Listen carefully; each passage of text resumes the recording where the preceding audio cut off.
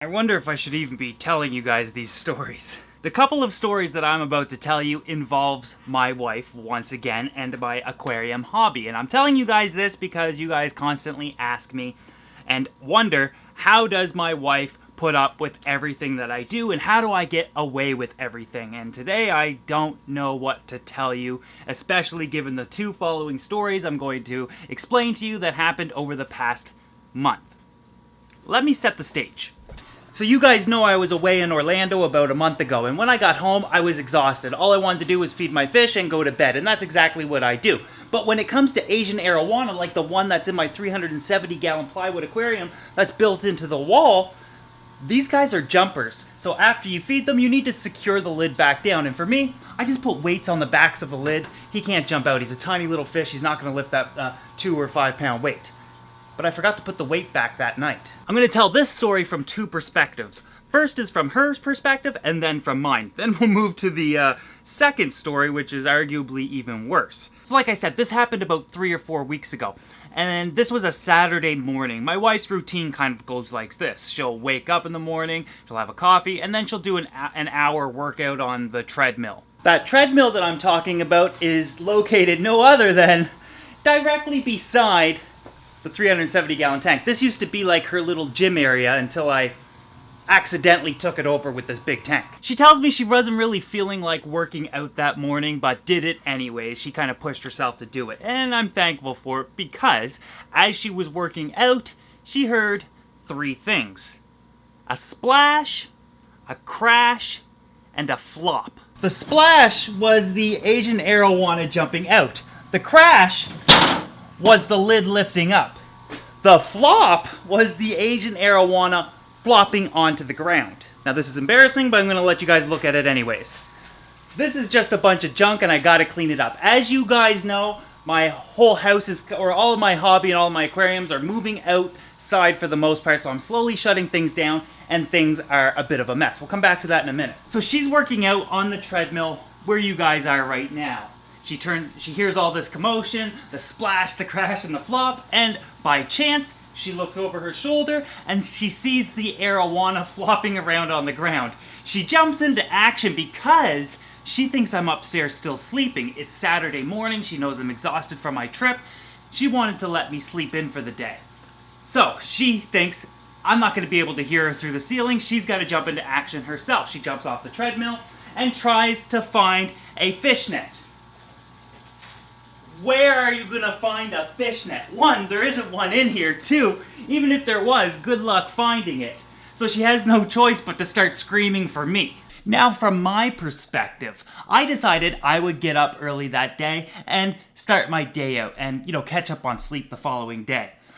She didn't know I was awake, but I was sitting here the whole time. You see, I woke up on my own because I'm a big boy. So I'm sitting here drinking my coffee like I always do out of my princess cup, and I thought I heard something along the lines of like a muffled scream saying, "Your fish jumped."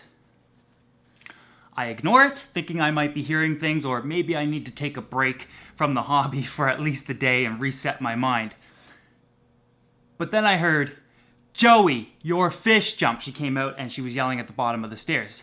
Immediately my heart sunk and I jumped up and started to run downstairs. So I'm running down the stairs and I'm thinking, it's the big guy, and if he jumps, we're in some big trouble. But I come into the room and see that he's fine, everything's okay.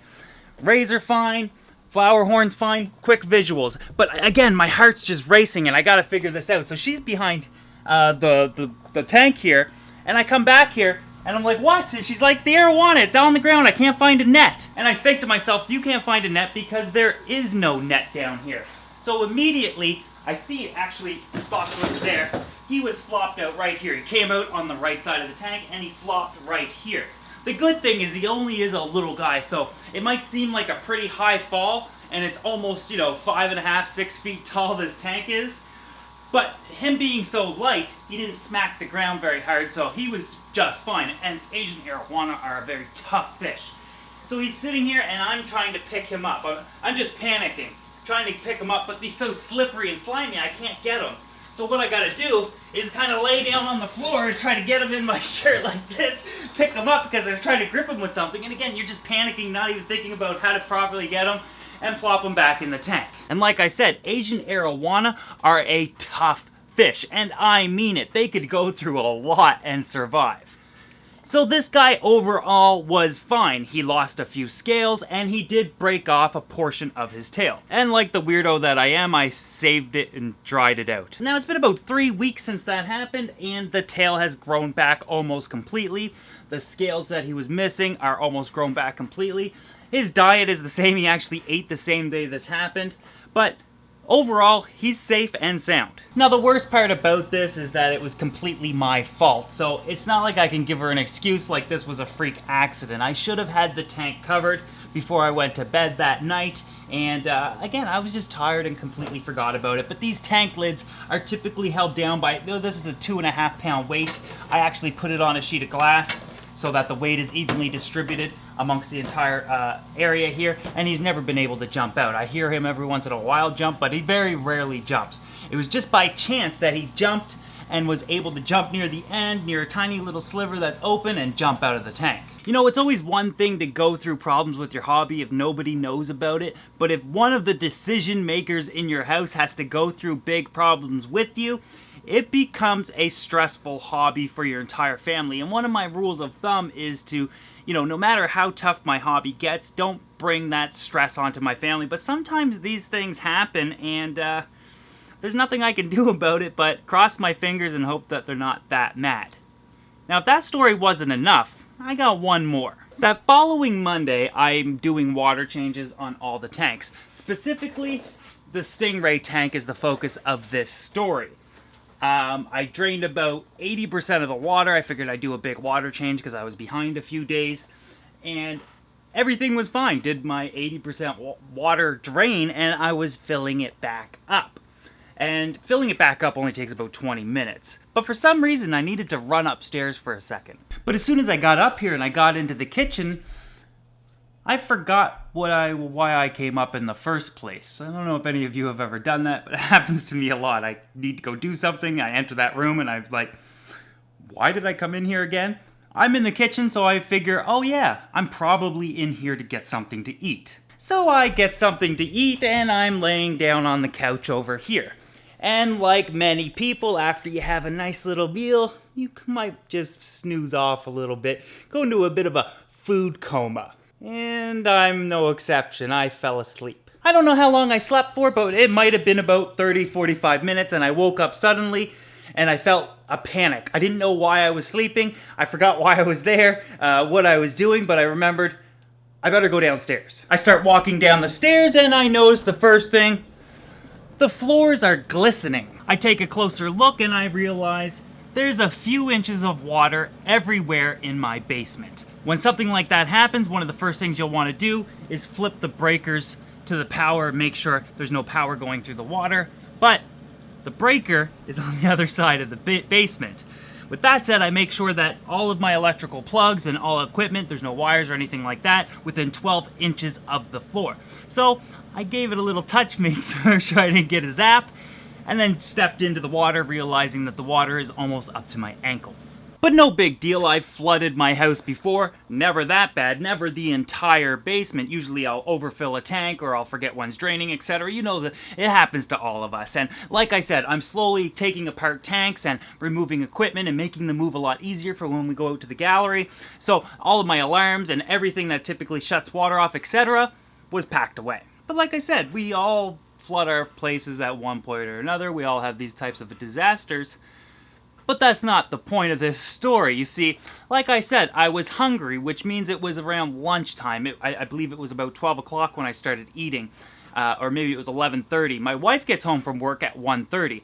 I stepped into the basement at 1:15, realizing that I've flooded the entire basement and my wife's going to be home in 15 minutes, knowing that I just put her through another problem with my hobby, and this is going to be the icing on the cake. Now, I've had water problems down in this basement before, and probably had some minor floodings, ruined the floors in different spots, and I was planning on replacing the whole living room floor at some point.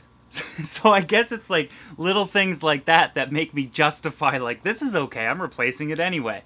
So I start vacuuming it up with a shop vac, realizing I'm going to need to do this like 100 times. There was literally, I don't know how many hundreds of gallons of water on the floor, but I guess the Rays got a really good water change. 15 minutes later, I hear my wife coming in the house. I just keep working down here and hope that she doesn't come down here. But after work, she'll typically come work out or do her thing, and she came downstairs looking for me. She heard the shop vac, and the first thing she said was, "You better not have flooded the floor again." And of course, I had to admit that I did, but I didn't tell her how bad. I was like, yeah, don't worry about it, not a problem, I'll have this cleaned up in a minute. But she decided to come downstairs anyways, and she's seen me standing in what can only be described as a small lake in my basement. She didn't say anything. She turned back around and went back upstairs. And guys, when they don't say anything, that's when something's really wrong.